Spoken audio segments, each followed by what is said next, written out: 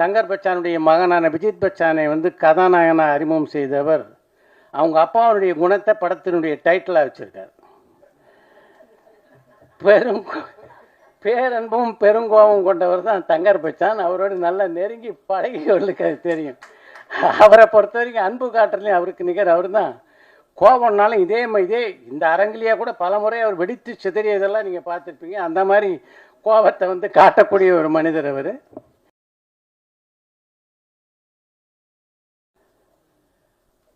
இந்த இனிய விழாவிலே பங்கேற்பதற்கு ஒரு வாய்ப்பை அளித்த என்னுடைய அன்பு சகோதரர் தங்கர் பச்சான் அவர்களுக்கு முதல்ல என்னுடைய நன்றியை தெரிவித்துக் கொள்கிறேன்.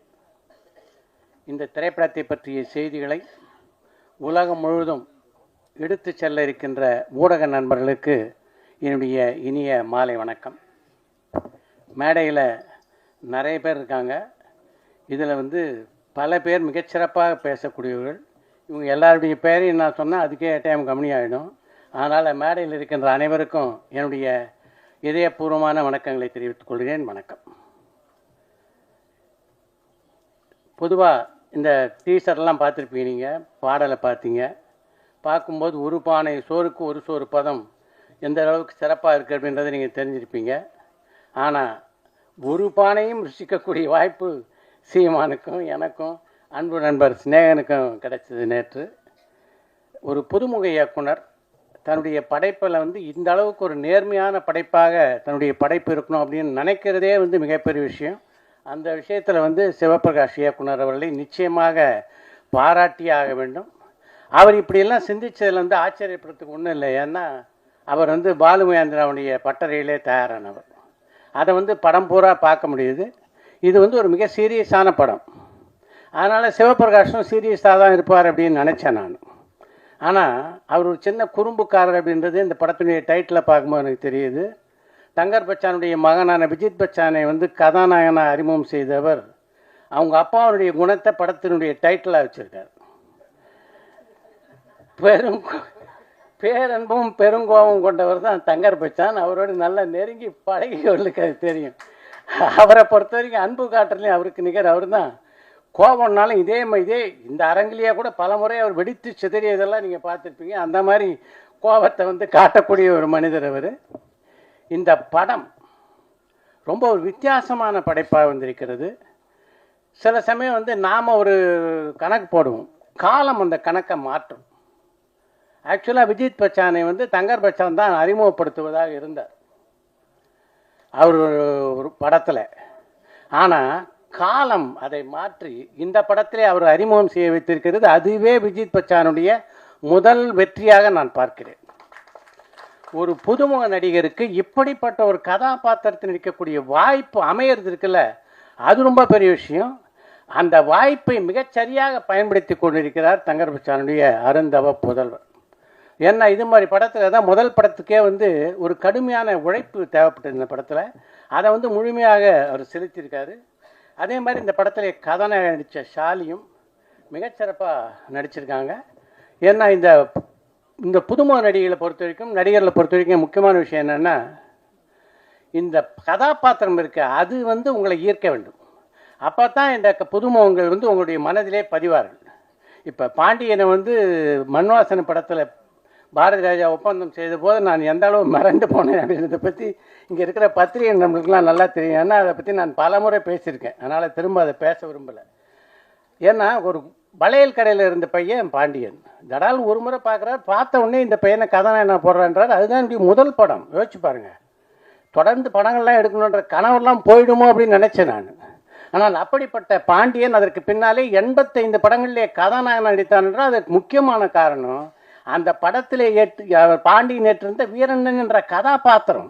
அந்த வீரன் அப்படியே ஜனங்க மத்தியில் போய் பளிச்சுன்னு ஒட்டிக்கிட்டார். அதன் காரணமாக தான் பாண்டியன் அந்த அளவுக்கு வெற்றி பெற முடிந்தது. அப்படிப்பட்ட ஒரு கதாபாத்திரத்தை இந்த படத்தில் வந்து விஜய் பச்சனுக்கு வந்து உருவாக்கி கொடுத்திருக்கிறார் இந்த படத்தின் இயக்குனர். அதுதான் முக்கியமான விஷயம். இது எல்லாத்துக்கும் மேலே இந்த படத்துக்கு வந்து யார் இருந்தால் சரியாக இருக்கும் அப்படின்ட்டு மிகச்சரியாக நல்ல நல்ல நடிகர்களை தேர்ந்தெடுத்து போட்டிருக்காரு. ஒரு பக்கம் மைன் கோபி, இன்னொரு பக்கம் அருள்தாஸ் என்று என்னுடைய நண்பர்கள் பல பேர் இந்த படத்தில் ரொம்ப சிறப்பாக செஞ்சுருக்காங்க. எல்லாவற்றுக்கும் மேலாக தன்னுடைய குருநாதரை போலவே இளையராஜாவை இந்த படத்துக்கு கொண்டு வந்தார் பாருங்கள், அது இன்னொரு புத்திசாலித்தனமான செய்கை.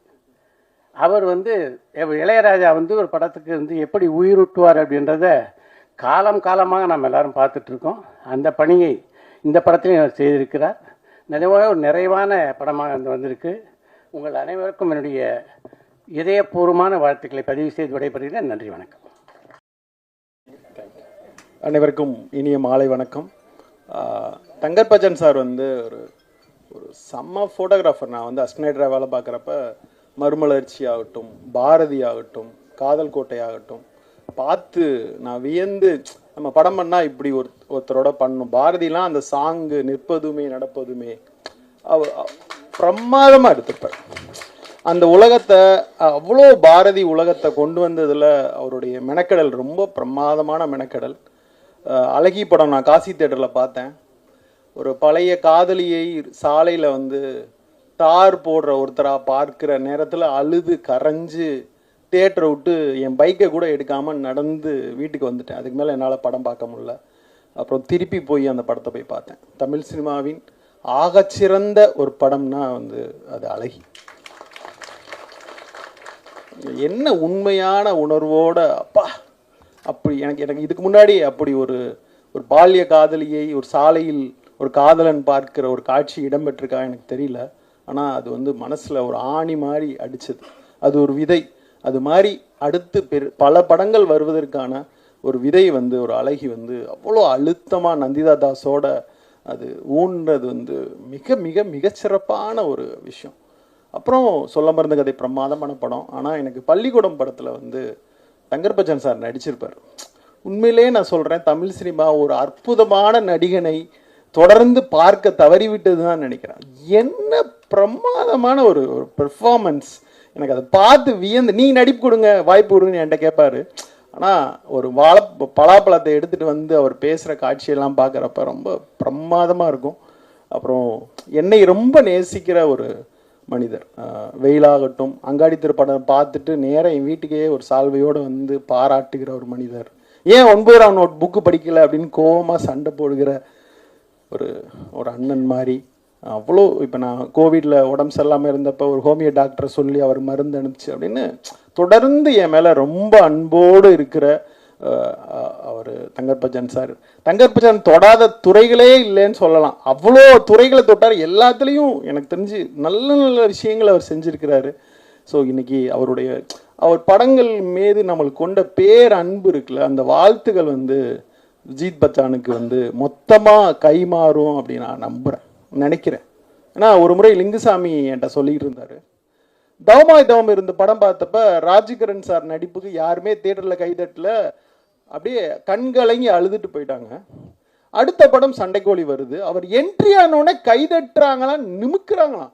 அப்போ ராஜ்கிரண் சார் லிங்குசாமி உட்காந்து பேசுகிறப்ப, சார் தவமாய் தவம் நடிச்சுக்கு தான் சார் இவங்களாம் கைதட்டுறாங்க அப்படின்னு அந்த வாழ்த்துக்கள் எப்படி இன்னொரு படத்துக்கு கைமாறும் அப்படின்னு சொல்லுவாங்க இல்லையா, அது மாதிரி தங்கர்பச்சான் சார் இவ்வளோ அற்புதமான படங்களுடைய வாழ்த்துக்கள் அவருடைய பையன் ஒரு படமாக நடிக்கிறப்ப அது மொத்தமாக கைமாறும் நான் நம்புகிறேன்.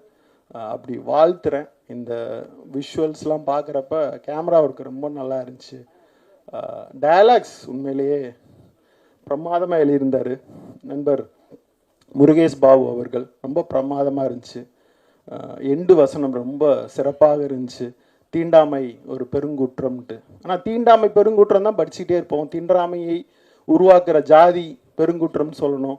ஜாதியை உருவாக்குற இன்னொன்று, அதை உருவாக்குகிற இன்னொன்று. இது மொத்தத்தையும் என்னைக்கு இந்த மனிதகுலம் மொத்தமாக அழிக்குதோ அதுதான் இந்த ஒரு அழகு அன்பு பூக்குற காலம். அது வரைக்கும் தொடர்ந்து நாம் தீண்டாமை பற்றி, தீண்ட முடியாதவர்கள் தீண்ட தகாதவர்கள்ன்ற 2 வகை இருக்கிறது.